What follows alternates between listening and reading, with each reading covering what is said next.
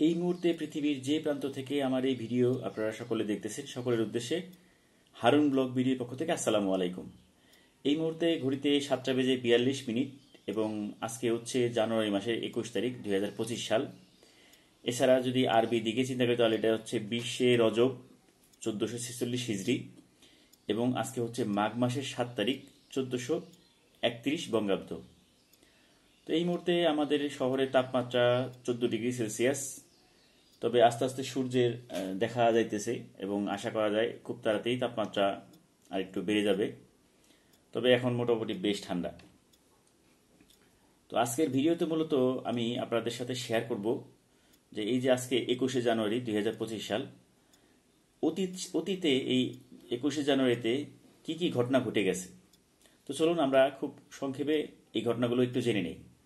এর মধ্যে প্রথমেই যদি আমি বলি যে 1737 সালে পূর্ব ভারতে বঙ্গোপসাগরে ভয়াবহ ঘূর্ণিঝড়ে এই দিন কিন্তু প্রায় 3 লক্ষ লোক প্রাণহানি ঘটে। চিন্তা করে দেখেন একটা ঝড় কত বড় হলে যে 3 লক্ষ লোক প্রাণ হারায়। এবং আমাদের বাংলাদেশ, ইন্ডিয়া এটা তো বঙ্গোপসাগরের পাশেই। এই কারণে বঙ্গোপসাগরে কিন্তু প্রচুর পরিমাণে ঝড় তৈরি হয় এবং সেই ঝড়ে প্রতি বছরই কোথাও না কোথাও বড় ধরনের প্রাণহানি হয়। তবে 3 লক্ষ লোক প্রাণ হারানো অনেক বড় একটা ব্যাপার। এছাড়া 1762 সালের এই দিনে ইংল্যান্ড ও স্পেনের যুদ্ধ শুরু হয় এবং 1793 সালের জানুয়ারিতে ফ্রান্সের সম্রাট ষোড়শ লুইকে শুলে চড়িয়ে হত্যা করা হয় এই দিনেই। এছাড়া 1936 সালে রাজা অষ্টম এডওয়ার্ড ইংল্যান্ডের সিংহাসনে আরোহণ করেন আজকের এই দিনে। আর 1970 সালে ইরাকের অভ্যুত্থান চেষ্টা নস্যাৎ হয় আজকের এই দিনে এবং ওই দিন প্রায় 12 জনকে হত্যা করা হয়। এবং 1972 সালের মণিপুর, মিজোরাম ও ত্রিপুরা ভারতে পূর্ণ রাজ্যের মর্যাদা লাভ করে। যদিও মণিপুর, মিজোরাম এবং ত্রিপুরা এইসব এলাকায় কিন্তু অসন্তোষ লেগেই আছে। আমরা বিভিন্ন গণমাধ্যমে খবরে কম বেশি দেখি যে তারা ইতিমধ্যেই স্বাধীনতা চাইতেছে। বিশেষ করে মণিপুর তো সেই যে শুরু হয়েছে দীর্ঘদিন ধরে তাদের মধ্যে একটা যুদ্ধ, ভেদাভেদ, ভারতের মেইতি সম্প্রদায়ের সাথে মণিপুরীদের যে ঝামেলা, এই কারণে কিন্তু সেখানে তাদের মধ্যে স্বাধীনতার যে স্পৃহা এটা জেগে উঠছে এবং মণিপুর খুবই অশান্ত অবস্থায় আছে। দেখা যাক ভবিষ্যতে কি হয়। এছাড়া 1975 সালে আওয়ামী লীগের সংসদীয় দলের বৈঠকে শেখ মুজিবুর রহমানকে সর্বময় ক্ষমতা অর্পণ করা হয় আজকের এই দিনে। অর্থাৎ তিনি একনায়ক হিসেবে আত্মপ্রকাশ করেন এবং সর্বময় ক্ষমতা, বাংলাদেশের যে কোনো ডিসিশন নেওয়ার ক্ষমতা তাকে দেওয়া হয়। এছাড়া 1996 সালে ইয়াসির আরাফাতকে ফিলিস্তিনের প্রেসিডেন্ট নির্বাচিত করা হয় কিন্তু এই 21 জানুয়ারিতেই। এছাড়া 1997 সালে সৌদি আরব থেকে বিতাড়িত 912 বাংলাদেশিকে দেশে প্রত্যাবর্তন করা হয় আজকের এই দিনে। এছাড়া 2003 সালে মেক্সিকোর কোলিমা রাজ্যে 7.6 মাত্রার ভূমিকম্পে 29 জন নিহত হয় এবং আনুমানিক প্রায় 10,000 লোক গৃহহীন হয়ে পড়ে। আর আমরা কম বেশি কিন্তু জানি, বিশেষজ্ঞরা বারে বারে কিন্তু বলে যে বাংলাদেশের বিশেষ করে ঢাকা অঞ্চল মারাত্মক ধরনের ভূমিকম্পের ঝুঁকিতে আছে।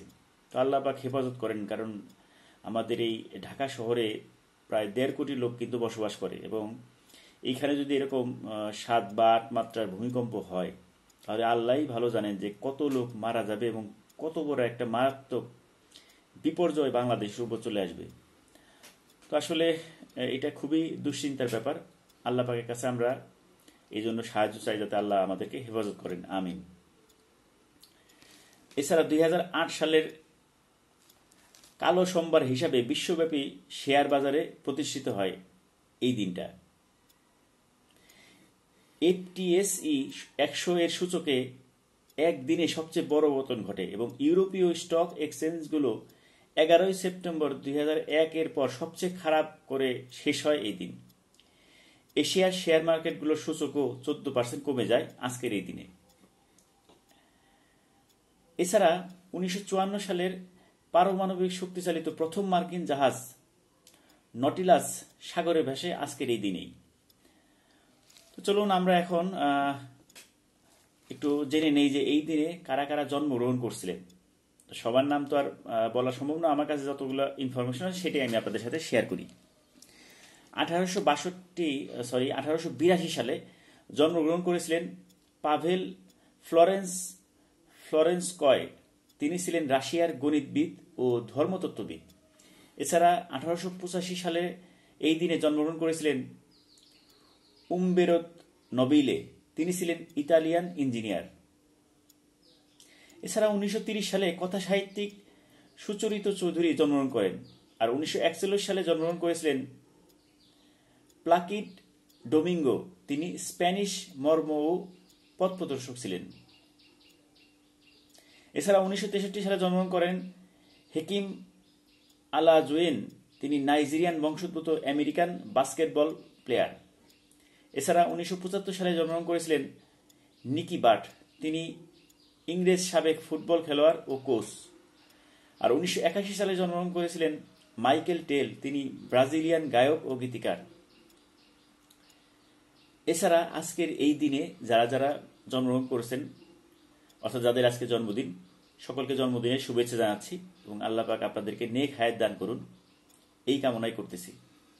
এবং কাদের কাদের আজকে জন্মদিন এবং আমার এই ভিডিও দেখতেছেন অবশ্যই আপনারা কমেন্ট করে জানাবেন। এবার আসুন আমরা জেনে নেই যে আজকের এই দিনে অর্থাৎ 21শে জানুয়ারিতে কারা কারা মৃত্যুবরণ করছেন। 1527 সালে মৃত্যুবরণ করেন জুয়ান দে গ্রিজালভা। তিনি ছিলেন স্প্যানিশ এক্সপ্লোরার। এছাড়া 1733 সালে মৃত্যুবরণ করেন বার্নার্ড ম্যান্ডেভিল। তিনি ছিলেন একজন অ্যাংলো ডাচ দার্শনিক এবং ব্যঙ্গ রচয়িতা। এছাড়া 1609 সালের এই দিনে মৃত্যুবরণ করেন জোসেফ জুস্টুস স্ক্লাগিলের। তিনি ছিলেন ফরাসি ইতিহাসবিদ ও পণ্ডিত। আসলে ওনাদের নামগুলো উচ্চারণ করতে গেলে মনে হয় দাঁত ভেঙে যায় এই অবস্থা, কারণ আমরা তো আসলে এই ধরনের নাম শুনে বা বলে অভ্যস্ত নই। তো এই জন্য উচ্চারণগত সমস্যা হতে পারে, আপনারা ক্ষমা সুন্দর দৃষ্টিতে দেখবেন। এছাড়া 1950 সালে মৃত্যুবরণ করেন জর্জ অরওয়েল। তিনি ছিলেন এক কালোত্তীর্ণ ইংরেজ সাহিত্যিক। এছাড়া 1978 সালে এই দিনে মৃত্যুবরণ করেন ফেরদা উতলেও। তিনি ছিলেন ইংরেজ পণ্ডিত ও লেখক। এছাড়া 2006 সালে মৃত্যুবরণ করেন ইব্রাহিম রুগোভা। তিনি ছিলেন কসোভোর প্রথম রাষ্ট্রপতি, প্রথম সারির কসোভো আলবেনীয় রাজনীতিবিদ, বুদ্ধিজীবী ও লেখক। এছাড়া 2013 সালে মৃত্যুবরণ করেন মাইকেল ওইনার, ইংরেজ পরিচালক, প্রযোজক ও চিত্রনাট্যকার।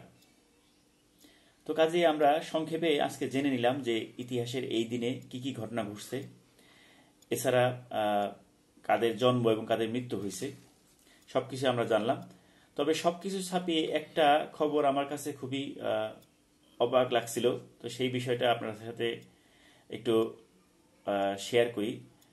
আমি যতদূর জানি যে 1976 সালে লন্ডন, বাহরাইন এবং প্যারিস, রিওর মধ্যে এই দিন ফ্লাইট চলাচল শুরু করে সুপারসনিক কনকর্ড বিমান। এই বিমানটা বর্তমানে কিন্তু একটা কপি লন্ডনে খুব সম্ভবত জাদুঘরে রাখা আছে। এইটাই আমার জানা মতে প্রথম কোনো যাত্রীবাহী বিমান যেটা শব্দের চেয়ে দ্বিগুণ গতিতে উঠতে পারত, এবং এটার স্পিড এতটাই বেশি ছিল, মানে যে শহরের উপর দিয়ে যেত যদি একটু নিচ দিয়ে যাইতো তাহলে মনে হয় নর্মাল কোনো স্থাপনা থাকলে সেটা ভেঙে যেত, মানে এতটা শব্দ এবং চাপ সৃষ্টি করত। এবং এই বিমানটা আপনারা নেট থেকে দেখবেন যে এটার নাকটা কিন্তু একদম, অর্থাৎ মাথাটা একদম সুচালো ছিল, এবং যখন এটা আকাশে প্রচণ্ড গতিতে উঠত তখন এটার নাক কিন্তু প্রায় 1 ইঞ্চি লম্বা হয়ে যেত, এবং এটার গ্লাস অর্থাৎ জানলার যে গ্লাস ছিল এটা ধরা তখন নিষেধ ছিল, কারণ এতটা গরম হয়ে যেত। কিন্তু পরবর্তীতে আসলে এটা উড্ডয়ন করতে গেলে প্রচুর টাকা খরচ হইতো, এবং শব্দ দূষণের কারণে বিশেষ করে কোম্পানিটা ওরকম লাভ করতে পারতেছিল না। বিভিন্ন কারণে কিন্তু একসময় এই কনকর্ডের উড্ডয়ন বন্ধ করে দেওয়া হয়। তো সবাই ভালো থাকবেন। তো আজকে ভিডিওটা কেমন লাগলো অবশ্যই কমেন্ট করে জানাবেন, এবং কে কোথা থেকে দেখতেছেন এবং কার কার আজকে জন্মদিন অবশ্যই আপনারা কমেন্টে জানাবেন। তো সবাই ভালো থাকবেন। আল্লাহ হাফেজ।